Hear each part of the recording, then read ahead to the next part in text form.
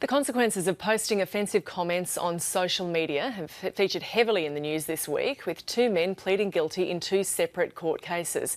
It's raised questions about how we interact online as opposed to in real life and what our digital identities say about us. It's live to Perth now, and we can speak to Tama, a senior lecturer in internet students at Curtin University.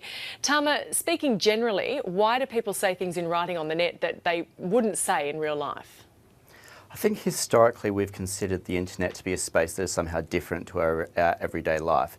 And it used to be the case that we had to go to a desktop, we had to go to a machine that was physically in a separate space. But of course today, with mobile phones and internet everywhere, the internet is literally part of our lives at every moment. So I think those old distinctions simply don't make sense anymore.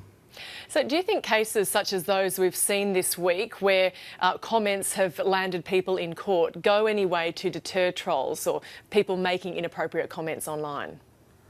I think legal cases like this do draw attention to these sort of activities, and they do remind us that there is actually no real difference between online and offline activity. Indeed, that distinction doesn't really work anymore. I think as a deterrent, the fact that we're having this conversation means that it's raising awareness, but it's only one small piece of a deterrent where you really need to change culture at a much larger level. And unlike conversation that you would have with friends, what we post online can be there forever, can't it? Absolutely, and that's one of the things I think with social media we really forget often, is that it's not the social part that matters so much as the media part, that those footprints last forever, and even if we delete them after a period of time, people might, as we've seen in these cases, take screenshots or save them in some other manner, so they do tend to persist.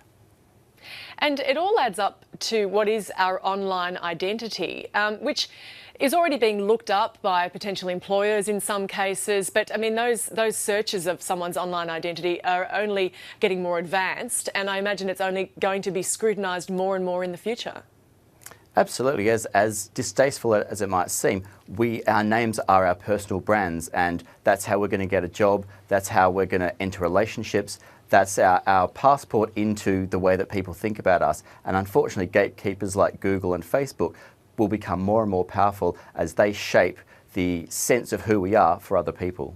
Because, I mean, there are actually companies, startups doing this, isn't there? More so for people that need a background check, but they're there to do a search of someone's online interactions and paint a picture of that person. And I mean, you think that could be used on anyone in future? Absolutely. I think it's difficult to imagine a scenario where our Google history or the picture that is built about us online isn't going to be something that many people are using to judge us across a range of fields. And I do think the sort of services that offer to give us a picture of ourselves are great, but really it's typing our own names into Google and seeing what you get that's the thing that most people are actually going to be looking at.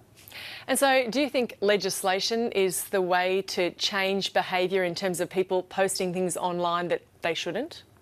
I think in these cases legislation is an important reminder that there are real-world consequences for things that happen on any platform across any spectrum, and that social media in real terms is part of our everyday lives. So I do think legal deterrents are a good place to start, but really I think in cases like this where we're seeing really problematic toxic masculinity cultures and things like that, we are going to need cultural changes that encompasses a whole lot more, but at least legal proceedings like this are a strong marker that change is needed.